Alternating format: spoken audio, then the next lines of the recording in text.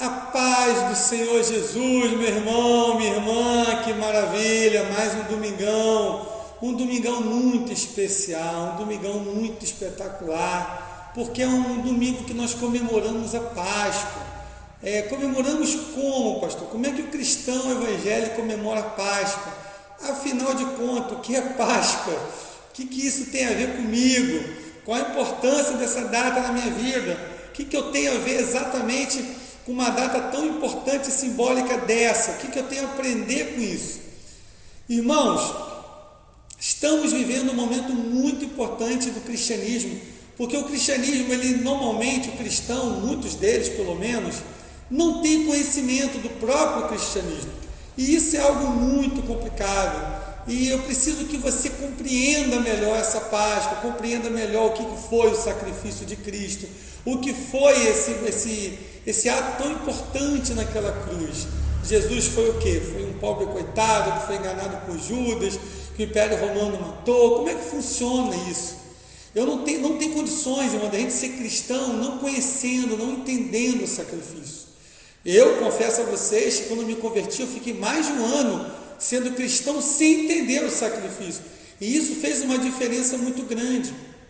A minha vida mudou muito quando eu comecei a entender exatamente o que Jesus conquistou naquela cruz. Isso é muito, muito, muito importante. Queridos, vamos abrir a nossa palavra. Eu quero que você preste muita atenção. Não é uma pregação, é uma exposição sobre um tema muito importante, um pouco difícil. Então eu preciso muito que haja uma concentração, que você se desligue de tudo, preste atenção, porque se você não entender isso direito, você talvez não entenda de fato o seu cristianismo.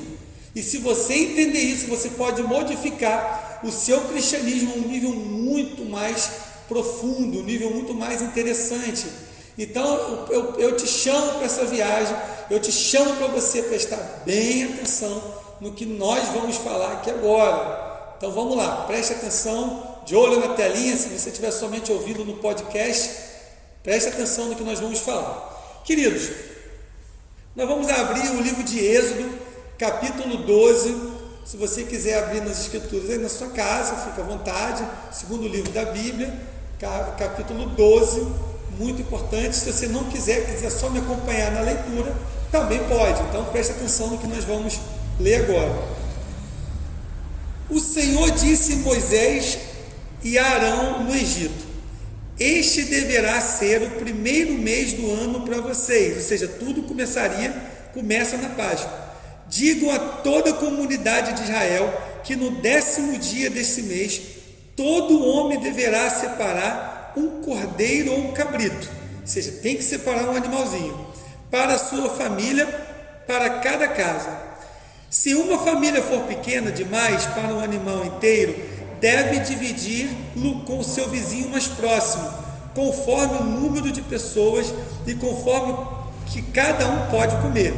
O animal escolhido será macho de um ano, sem defeito. Preste atenção, o animal escolhido será macho de um ano, sem defeito. Pode ser um cordeiro ou cabrito. Guardem-no até o 14º dia do mês, quando toda a comunidade de Israel irá sacrificá-lo. Muito importante isso aqui. Guarda isso, sacrificá-lo. Ao pôr do sol. Passem então um pouco de sangue nas laterais e nas vigas superiores das portas das casas, as quais vocês comerão o animal. Você vai matar o animalzinho, vai sacrificá-lo, pegar o sangue desse animal e passar nos umbrais. Essa história é muito conhecida. Você já deve ter visto isso até nos filmes, né? Que fala sobre Moisés. Naquela mesma noite comerão carne assada no fogo, com ervas amargas, pão sem fermento. Não coma carne crua nem cozida em água, mas assada no fogo, cabeça, perna e vísceras. Não deixe sobrar nada até pela manhã. Quando isso aconteça, queima o que restar. Ao comerem, estejam prontos para sair. Isso aqui também é muito importante. Ao comerem, esteja pronto para sair, pronto para ir embora. Cinto no lugar, sandália nos pés e cajado na mão. Ou seja, se prepare porque você vai comer e vai fazer uma viagem. Como apressadamente. Esta é a Páscoa do Senhor. Naquela mesma noite, presta muita atenção, naquela mesma noite passarei pelo Egito, matarei todos os primogênitos, tanto dos homens como dos animais, e executarei juízo sobre todos os deuses do Egito. Eu sou o Senhor. O sangue será um sinal para indicar as casas em que vocês estiverem. Preste atenção no que eu vou falar, é fundamental isso aqui. Quando eu vir o sangue, passarei adiante, eu cobrirei a casa, eu passarei por cima, é o que essa palavra quer dizer no hebraico. Passarei adiante, a praga de destruirão não os atingirá quando eu ferir o Egito. Este dia, preste atenção nisso aqui também, este dia será um memorial que vocês e todos os seus descendentes celebrarão como festa ao Senhor, celebrem-no como decreto perpétuo. Senhor, essa é a tua palavra, nos guia poderosamente através do teu Santo Espírito e nos mostra os teus caminhos e nos ensina a viver isso de uma forma linda, poderosa e verdadeira. Irmãos, prestem muita atenção no que eu vou falar. É uma festa muito importante para a gente. Mas antes eu vou fazer uma pequena introdução até o Egito, até chegar nessa Páscoa. É muito importante a gente entender. Quando Deus criou o universo, criou a terra, criou o homem, criou tudo perfeito. E viu Deus que era perfeito, e foi criando. E viu Deus que era perfeito, foi criando. Só que Deus, através da sua onisciência, sua sabedoria suprema, sabia que o homem iria pecar. Então, mas ele mesmo assim, ele amou demais o ser humano, mesmo assim ele quis fazer o homem. E o homem livre, por isso que ele tinha a liberdade de pecar. E Deus sabia que o homem usaria essa liberdade no futuro para causar esse pecado. Então, o que Deus fez? Como ele não queria abrir mão dessa criação maravilhosa que somos nós, ele fez uma coisa extraordinária, irmão. A Bíblia diz em Apocalipse que o cordeiro foi imolado, no livro de Pedro fala que também foi conhecido, tudo isso antes da fundação do mundo. Ou seja, antes do mundo ser criado, Deus primeiro já fez a redenção, porque sabia que isso ia acontecer. E o que acontece? O homem, de fato, quando o homem estava no mundo, era um mundo perfeito, não havia morte, o homem andava numa liberdade extraordinária, podia andar nas águas, podia fazer o que ele quisesse, a morte não existia na terra. Olha que coisa fantástica. Só que quando o homem desobedeceu e o homem pecou, junto com o pecado, como está lá em Romanos, capítulo 5, diz que através do pecado entrou o quê? A morte. A Bíblia diz que o salário do pecado é a morte. Então, quando o homem pecou, a morte passou a fazer parte das nossas vidas. Que coisa triste. E Deus fez uma promessa, Deus fez duas coisas ali. Primeiro, ele falou que da descendência de mulher viria aquele que pisaria na cabeça da serpente. Muito importante pegar essa revelação, porque essa revelação apontaria para um grande profeta, para um grande homem. Esse grande homem é Jesus Cristo. Primeira coisa ali é isso. Ele foi dado a gente uma profecia que viria um homem, filho da mulher, descendente da mulher, que haveria de pisar na cabeça da serpente, e a semente feriria o calcanhar dele. E também aconteceu algo muito profundo quando Adão e Eva pecaram. O que Deus fez? Deus foi lá e pegou a pele de um animal e cobriu Adão e Eva. A grande maioria dos teólogos, eu concordo com isso, crê que Deus pegou um animal, sacrificou o animal e, presta atenção, ele cobriu o pecado de Adão e Eva. Ele não tirou o pecado, ele cobriu. Ele passou por cima, ele botou a pele por cima da nudez. E isso é muito importante. Grava esse trecho, preste atenção no que eu estou falando, porque não é um assunto fácil, mas se você prestar, você vai entender, e é muito importante você estar atento no que eu estou falando. Então Deus foi lá e cobriu o pecado. Eles estavam peladão, Deus foi lá e cobriu esse pecado. E a partir dali, foi instaurado na terra os sacrifícios. Você vê que Caim sacrificou, Abel sacrificou, e o que não faltou gente foi gente para sacrificar. Quase todas as civilizações antigas tinham sacrifício, porque desde o começo foi ensinado a eles que haveria um sacrifício substitutivo. O que é isso? O animal morre para cobrir os nossos pecados. E isso foi necessário para que o homem entendesse que o pecado gera morte, que o sangue daquele animal inocente estava sendo feito no meu lugar e no seu lugar, ou no lugar dos hebreus naquela época, no lugar do ser humano naquela época. E isso é uma coisa muito importante, que isso tudo apontava lá para frente para Cristo. Você vê um exemplo interessante de coisas que aconteceram naquele momento e apontava lá para frente. O que apontar? É uma indicação que aconteceu ali, mas também está dizendo que algo lá na frente tem uma relação com aquilo. Por exemplo, quando Abraão subiu no monte para sacrificar Isaac, Deus falou para ele que ele deveria sacrificar Isaac, e ele subiu no monte junto com Isaac, com a lenha, com o cutelo, tudo pronto. Isaac chegou para ele e falou assim: pai, cadê o cordeiro? Ele falou assim: Deus proverá. Isso é muito forte, irmão. Abraão, por isso que Abraão é chamado o pai da fé, porque de fato esse camarada tinha muita fé. Ele foi porque ele sabia que Deus de alguma maneira ia solucionar isso, e Deus foi lá e proveu o cordeiro, e como ele proveu esse cordeiro para mim e para você, que é Cristo. A gente vai estudar daqui a pouquinho, conforme a gente vai andando aqui. E o povo de Israel chegou no Egito. Essa parte é muito famosa. José do Egito foi para lá, e aquele povo ficou lá, e José do Egito morreu, e os egípcios tomaram de volta o Egito, que naquela época estava na mão de outro povo, chamado Ixos. Eu vou gravar um vídeo futuramente sobre isso, mas o assunto hoje é Páscoa. E aquele povo, e os egípcios pegaram todo aquele que eram os estrangeiros e transformaram em escravos. E o povo de Israel se tornou escravo na terra do Egito. E isso, meu irmão, é muito importante a gente entender, porque também é um paralelo para a gente hoje, também aponta para a gente hoje.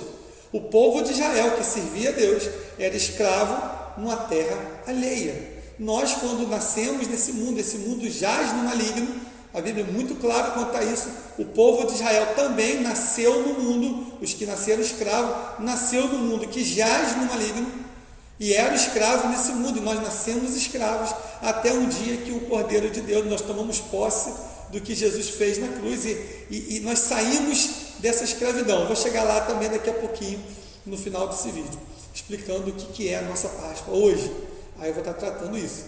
Então vamos lá. E o povo de Israel está no Egito, escravo, dominado por um povo que servia um Deus estranho. Isso nos abre também uma lição muito profunda aqui. Por quê?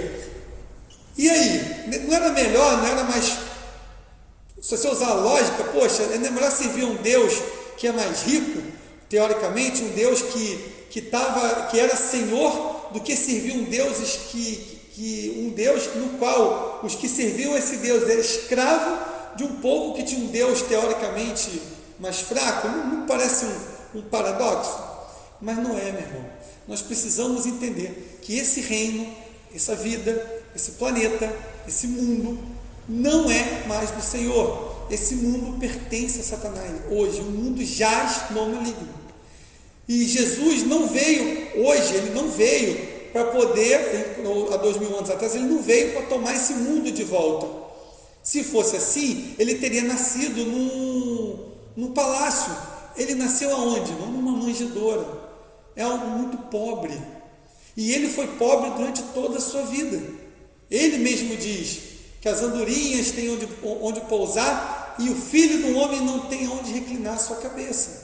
Então, meu irmão, o seu cristianismo, ele não é baseado no seu poder aquisitivo, no seu poder imperial desse mundo, se você é um camarada influente nesse mundo ou não. O seu cristianismo, ele não pode ser medido por isso. Se você é muito pobre e é um cristão verdadeiro, o que vai ser medido é a sua fé. Se você é um camarada rico, poderoso aqui na terra, o que vai ser medido no seu cristianismo também é a fé. Então, aquele que é pobre não se acha inferior e aquele que é rico não se acha superior. Não é assim que funciona. Muito importante esse paralelo ficar muito consciente na nossa vida. Jesus foi muito claro em Mateus 6, 18 em diante: não ajuntai tesouro na terra. Ele fala, esquece essa terra. O nosso reino é um reino espiritual. E algo muito interessante começa a acontecer no Egito. O povo escravo, o que acontece? Deus vai lá, escuta o clamor do povo e fala, vai vir no meio de vocês uma criança, e dessa criança eu farei dessa criança um libertador. Olha que coisa linda. Deus está olhando para a nossa circunstância. Ele tem visto, ele nunca acha que Deus não está trabalhando, que Ele não sabe de todas as coisas. Mas Ele precisava que o povo entendesse que esse mundo jaz no maligno, e Ele precisava demonstrar o poder dele para as nossas vidas, ou para a vida dos hebreus naquela época. Então vamos lá. E o que aconteceu? O Faraó, quando descobriu isso, ele fez o quê? Mandou matar as crianças para que esse libertador, para que não se cumprisse essa promessa. E você já viu isso em algum lugar? Claro que já viu. Quando os 3 reis magos vieram e foram perguntar a Herodes onde que estava o libertador, o Salvador que tinha nascido, deixou Herodes desesperado, irmão. Por quê? Porque Herodes não era judeu, ele era um idumeu, e ele sabia que havia uma profecia na época que haveria de vir um rei de Israel, alguém que viria trazer coisas fantásticas para aquele povo. Então ele queria eliminar de qualquer jeito isso aí. Chamou os estudiosos, da onde vem essa profecia, onde que vai nascer esse menino? E as profecias bíblicas apontam para onde? Belém. Ele não perdeu tempo, fez o recenseamento propositalmente, juntou a galera em Belém e mandou matar todas as crianças em Belém. Mas José e Maria conseguiram escapar. E dessa história, da mesma forma que Moisés escapou, Jesus também escapou, fazendo se cumprir a promessa que havia de vir. Olha que paralelo fantástico, né, irmãos? É um paralelo fantástico demais. Moisés ficou 40 dias no jejum no monte, Jesus também. Existem muitos paralelos entre Moisés e Jesus. É muito importante a gente entender isso. Por quê? Porque o povo de Israel, Deus falou assim: eu vou trazer juízo para esse povo, eu vou trazer sofrimento para esse povo do Egito que está escravizando vocês, e isso um dia vai acontecer aqui. A Bíblia relata esse dia como o dia da vingança do nosso Deus. Um dia Jesus vai vir, lá Apocalipse 19 diz que ele vai vir no cavalo branco, e as suas vestes vão ficar salpicadas de sangue. Um dia vai vir juízo sobre essa terra aqui, meu irmão. Então não ache que não se glorie por ser alguma coisa nessa terra, não, é pura besteira. É muito mais importante você ser alguém no reino de Deus. Isso que é muito importante. Então o povo de Israel foi lá, o Deus de Israel foi lá e mandou 10 pragas para o povo do Egito, para mostrar que aqueles deuses na verdade não eram deuses verdadeiros e que ele era poderoso. E o fato de você ser um escravo não tira a grandeza do Deus a qual você serve. Nós temos que ter muito isso na nossa mente. Não é a minha posição social, é a grandeza do Deus que eu sirvo. E o Deus que eu sirvo, eu creio que Ele é grande de fato? Isso é muito importante. É muito importante a gente entender. Porque na hora que a coisa aperta, é o nosso Deus que as pessoas querem. E quando nós vivemos de fato uma aliança com esse Deus. E lembra dos sacrifícios? Na 10ª praga, Deus resolveu organizar o povo de Israel. A partir de agora, vocês vão fazer um sacrifício que será um sacrifício eterno, para sempre. E ali começa algo muito profundo, que o pessoal chama de Páscoa. Lembra quando nós lemos ali no trecho que fala: e quando eu olhar para o sangue na porta de vocês, eu passarei por cima. Esse passar no hebraico originou a palavra Páscoa, que é Pessa. E isso é muito importante, que a Páscoa significa passar, pular por cima. E o que isso tem a ver com a gente? Você vai entender já já.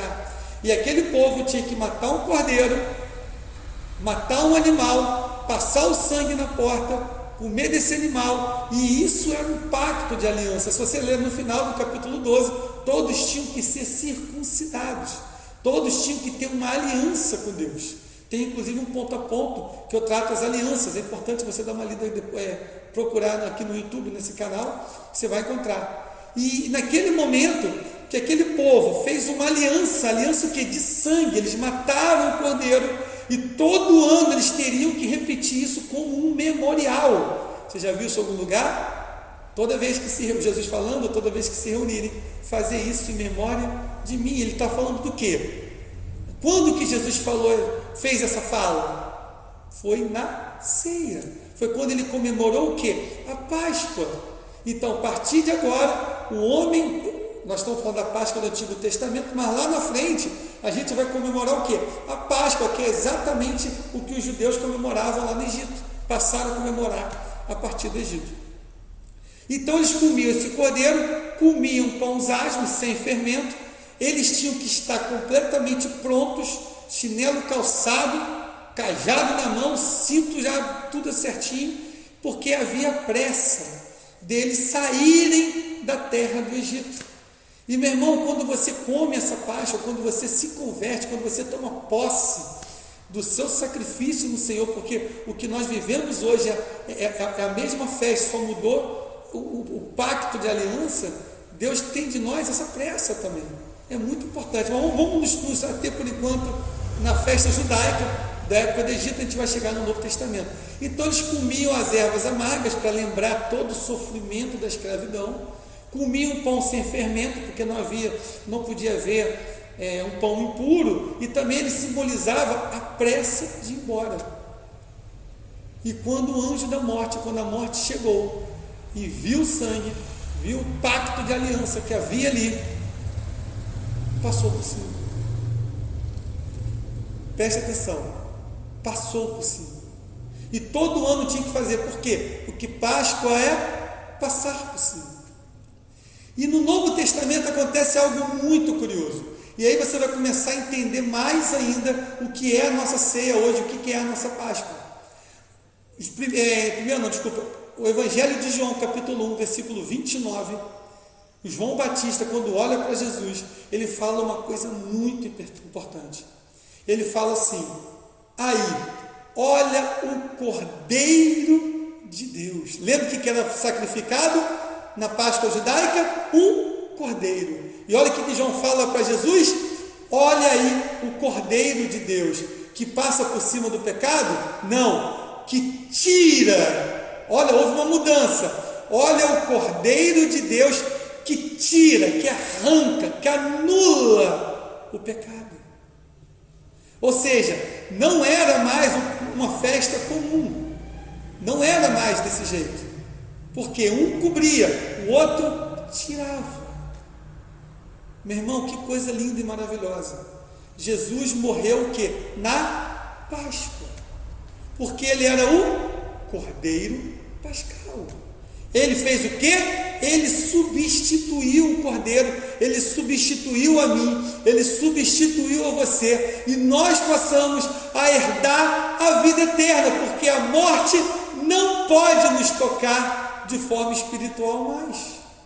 Quando você morre nesse corpo, você ainda continua com a sua alma viva, e quando você morrer, você vai descansar no Senhor, lá no paraíso, e no último dia, a Bíblia diz, lá em 2 Tessalonicenses, capítulo 4, versículo 1 Tessalonicenses 4,16, que ao soar da trombeta, os mortos, se você morreu antes da vinda do Senhor, os mortos, você vai ficar lá guardado, os mortos ressuscitarão, se Jesus vier na minha geração, na sua geração, e nós que estamos vivos, subiremos com Ele, e teremos um corpo transformado. Ele fez em duas etapas a vinda dele. A primeira, ele veio no jumentinho, morreu naquela cruz, nos deu a restauração espiritual. Na segunda vez, ele vai vir, como está em Daniel, ele vai vir no céu de glória e nos trará, e fará a segunda parte, que nos trará um novo corpo incorruptível. Que coisa linda, meu irmão, é muito importante. Se você não conseguiu entender tudo, depois você pode fazer uma pergunta para mim, eu vou deixar meu telefone, eu sempre deixo no final, mas você pode também ouvir de novo esse vídeo, ver de novo esse vídeo e prestar atenção, porque a explicação estou tentando ser o mais detalhado possível. Então, a partir daquele momento em que Jesus morreu, ele foi esse sacrifício, quando ele gritou, está consumado, nós passamos a viver uma nova aliança, porque ele fez um sacrifício perfeito, ele fez um único sacrifício que substituiu todos os sacrifícios ao mesmo tempo, tamanha a perfeição desse sacrifício, ele não pecou. Lembra que o cordeiro não podia ter mancha, não podia ter falha? Então Pilatos olhou para ele e falou, meu irmão, não vejo falha nesse homem, ele também foi examinado, nele não havia falha, nele não havia pecado, ele era um cordeiro perfeito. Que coisa linda! E ele foi maldito, porque quem morria na cruz era um maldito, ele precisou passar por esse sacrifício. Ele não quis não, irmão, porque era um sacrifício muito duro, mas não tinha outro jeito. Então até que ele falou, Senhor, se tiver outro jeito, eu vou para esse outro jeito, eu não quero morrer nessa cruz não, porém que seja feita a sua vontade. Isso foi lá no Getsemane. Senhor, se puderes, afaste de mim esse cálice, porém que seja feita a sua vontade. Por amor a mim, por amor a ti, esse homem se entregou por nós. Que coisa linda, que coisa maravilhosa. E a partir desse momento, nós passaríamos a herdar a vida eterna. E não somente isso, que quando ele falou, está consumado, o véu do templo se rasgou. E nós passamos a ser o templo. Nós passamos a ser o lugar de habitação do Espírito Santo. O Espírito Santo não ficaria mais do lado de fora, mas moraria dentro de nós. Isso é muito lindo. Isso é muito profundo. Nós precisamos entender isso. Você entender o sacrifício de Cristo vai mudar completamente o teu prisma do teu cristianismo para algo muito mais superior do que você tem vivido, porque é muito forte mesmo o poder desse sangue. Você vê, as pessoas fazem pactos malignos, matam bichos, encruzilhadas, em cemitérios, em cachoeiras, e isso dá um problema enorme. E ao nosso favor, Deus matou o seu próprio Filho, e o pacto de sangue que Ele fez através do Filho dele para as nossas vidas é superior a qualquer pacto. Você pode pegar o bruxo mais importante do mundo, o sangue de Jesus é mais poderoso do que qualquer pacto que Ele possa fazer. Isso é muito lindo. Por isso que Jesus fala, tomai deste cálice, porque é o pacto da nova aliança.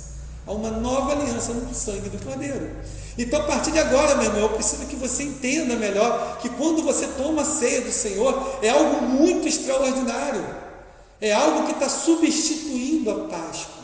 Jesus, ele comeu a Páscoa e depois nós comeríamos com ele. Quando você ceia, ele está ali presente. Ele falou, estarei convosco até a consumação do século. E fazer isso em memória de mim. É um memorial sim, como a Páscoa era, mas é algo que Jesus está ali. Nós não cremos, pelo menos a maioria dos cristãos evangélicos, pelo menos a maioria, porque tem outros que creem, mesmo sendo evangélico, que ali se torna o sangue de Jesus, ali se torna carne. Eu não creio nisso. Eu creio que ali simboliza poderosamente, é realmente o sangue de Jesus simbolizado, e a carne dele, eu acredito que ele em pessoa está ali, quando nós estamos reunidos. E ele falou, tomai desse vinho, tomai desse cálice. Então, quando você beber desse cálice, ele fala, o próprio Jesus diz, lá em João, capítulo 6, várias vezes ele fala, aquele que não beber do meu sangue, não comer da minha carne, não ressuscitará no último dia, não terá parte comigo. E para isso, para eles na época, foi muito forte. E muitos até saíram fora. Como assim beber do teu sangue, comer da sua carne? Ele estava falando da Santa Ceia. Então, meu irmão, é muito importante a gente entender como funciona. Quando você pegar aquele cálice e tomar, saiba que ali você está fazendo um ritual extraordinário com o sangue do Cordeiro, o sangue da nova aliança. Ali você está pegando sangue e botando nos umbrais da sua porta. Em vez de você pegar o sangue e botar na sua porta, não, você está botando na porta da sua vida, quando você bebe aquele vinho, ou aquele suco de uva. Que coisa linda! Nunca faça daquilo de qualquer jeito, irmão. Até porque a própria Bíblia diz isso, lá em 1 Coríntios capítulo 11. Não faça de qualquer maneira, por isso que muitos dormem, por isso que muitos estão enfermos. Examine o homem a si próprio. Meu irmão, faça desse momento um momento em que está você e o seu Senhor. É muito, muito importante. E quando você comer aquele pão, meu irmão, saiba que também está simbolizando o corpo de Cristo. E o que isso tem a ver conosco hoje? Irmão, o corpo de Cristo é uma só carne. Quando eu pego o corpo, ele mesmo fala nesse mesmo capítulo 6 de João, que ele é o pão da vida. E se eu estou comendo um pão, o que era um pão, que é dividido em vários, cada um come um pedacinho, mas no fundo somos todos um. Todos comemos de um só pão. Não importa se você é da Vinho Novo, se você é da Assembleia de Deus, da Metodista, Presbiteriana, Batista, não importa. Você faz parte de um só pão, de um só corpo. Nós temos que ser unidos no Senhor. Nós, como igrejas do Senhor, denominações, precisamos ser um só corpo. Então, quando você comer aquele pão, não saiba que você não acha que você está fazendo uma comunhão somente entre você e Deus. É entre você, os seus irmãos e os seus irmãos com o Senhor. É um só corpo. É muito importante a gente entender isso. Outra coisa importante, lembra que Deus mandou dizer para o povo? Meu irmão, coma e vaza. Você está comendo isso aí, meu irmão, você sai desse mundo, você não pertence mais a esse mundo, você não tem nada com esse mundo mais, você é um peregrino. Então você pega esse pão, sai da sua escravidão, saia do Egito, saia daquilo que impede o seu cristianismo de voar. Ser cristão é ter uma nova identidade, é nascer de novo, como está em João capítulo 3. Comer aquele pão significa que você faz parte do corpo, significa que você não tem impureza, significa que você tem pressa, você tem um cajado na mão, significa que você está pronto. Isso é muito importante também a gente entender. E mais incrível, mais extraordinário, irmão, é que o Senhor está conosco em cada momento. Quando você come aquele pão, você está trazendo Jesus para dentro de você, de uma forma mais incrível, mais forte. Isso não pode ser esquecido. O sacrifício de Jesus não foi numa Páscoa à toa, é porque ele era o Cordeiro, e esse sacrifício te deu coisas muito além do que a vida eterna.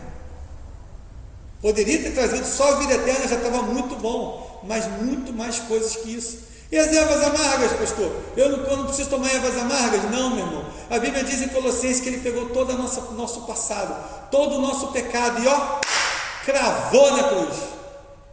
Não temos mais passado, não somos mais dessa terra, somos uma nova criatura, não precisamos mais olhar para trás, temos que olhar somente para frente. Passamos a ter uma nova identidade, passamos a ser governados pelo Espírito Santo. Romanos 8 explica isso de uma forma maravilhosa.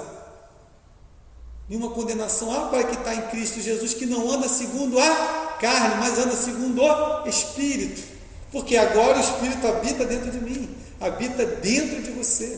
Ser cristão, irmão, é muito mais do que frequentar uma igreja, é ter um relacionamento com Deus, ter um relacionamento com o Espírito Santo.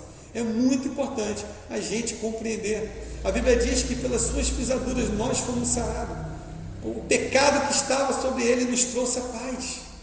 Irmão, o sacrifício de Cristo nos garante tudo o que nós temos de direito hoje.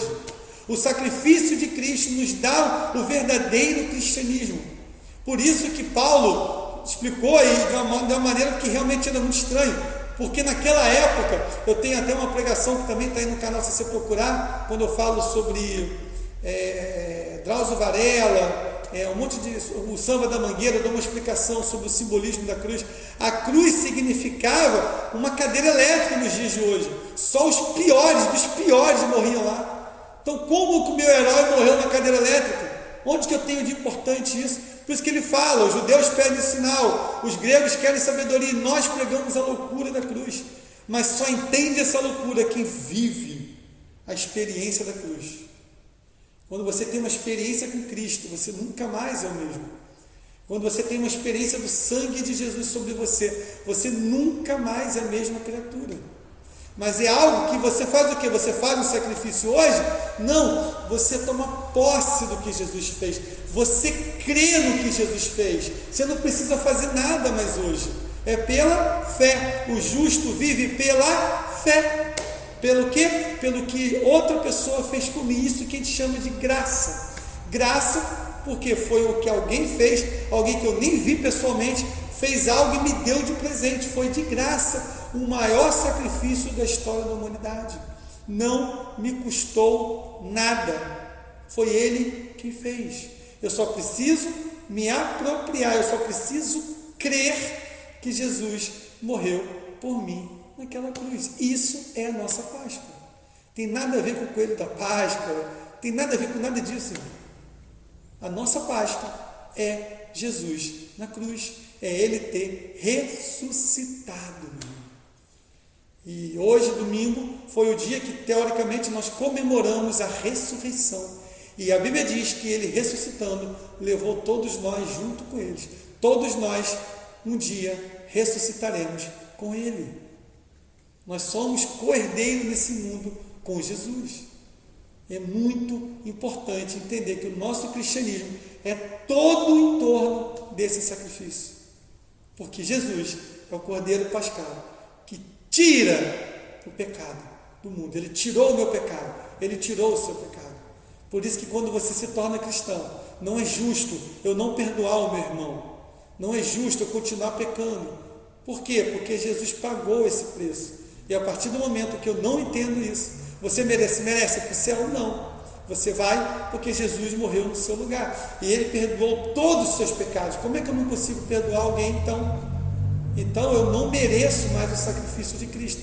Por isso que Jesus fala, da maneira que vos perdoares, vós também sereis perdoados. Não podemos ter um senso de justiça, porque a nossa salvação é uma tremenda injustiça. Um inocente morreu no meu lugar. Por isso que o cristianismo é morte. Por isso que Jesus falou, toma a tua cruz e siga-me. Quem quer vir após mim, negue-se a si mesmo. Não somos mais quem nós somos. Temos uma nova identidade e seguimos a Cristo. Coisa linda, né, meu irmão? Coisa linda demais. Agradeça a Deus pelo sacrifício dele por você. Agradeça a Deus porque o Espírito Santo agora mora dentro de você por causa desse sacrifício. E toma posse, você é dividido em áreas. Toma posse de tudo que Jesus fez naquela cruz. Jesus ama quando você toma posse de tamanho sacrifício que Ele fez. Meu irmão, que Deus abençoe você poderosamente. Que você compreenda melhor isso. Que você possa viver essa plenitude. Que você possa compreender tamanho sacrifício que Ele fez por mim e por você. E que isso seja algo extraordinário na sua vida a partir de hoje. Meu irmão, minha irmã, vou deixar meu telefone aqui. Se você precisar, quiser fazer parte dessa igreja, procura a gente. Se você precisar de uma ajuda, eu prefiro que você, o telefone está aqui, eu prefiro que você me procure pelo WhatsApp, porque dificilmente eu atendo o telefone. Normalmente a minha vida é muito corrida. Mas procure a gente, somos uma igreja completamente acolhedora. Teremos prazer de estar com você, e te acolher, e te abraçar, e que você venha fazer parte disso, que você também nos ajude a abraçar outros, que você venha para aprender mais do Evangelho, se tornar um grande servo do Senhor. É isso, essa igreja aqui existe para isso. Estamos buscando exatamente isso, que homens e mulheres cresçam no conhecimento, na estatura, na espiritualidade. Venha fazer parte desse time. Tá bom, meu querido? Estou te aguardando aqui, vai ser muito abençoado. E assim que acabar essa quarentena, nossos cultos voltarão de novo e será incrível. Meu amigo, minha amiga, que Deus abençoe vocês poderosamente, para que nós possamos viver a plenitude da graça. É essa a minha oração, e que nós possamos todo dia agradecer a Deus por esse sacrifício, honrar mais a ceia que você vive, entender tamanho simbolismo, que não é só algo simbólico, é algo espiritual, é um ato profético também, que você compreenda isso e viva isso da forma mais poderosa. E toda Páscoa que você venha lembrar de fato o que Jesus fez por você, não só na ceia, na Páscoa, qualquer dia. Eu acho que o cristão não tem que comemorar a Páscoa, porque a Páscoa já está na ceia. Mas se você quiser lembrar desse dia como um dia em que Jesus morreu na sexta e ressuscitou no domingo, com certeza vai aumentar a sua fé e vai ser incrível e maravilhoso. Que Deus te abençoe poderosamente, em nome de Jesus. Amém e amém.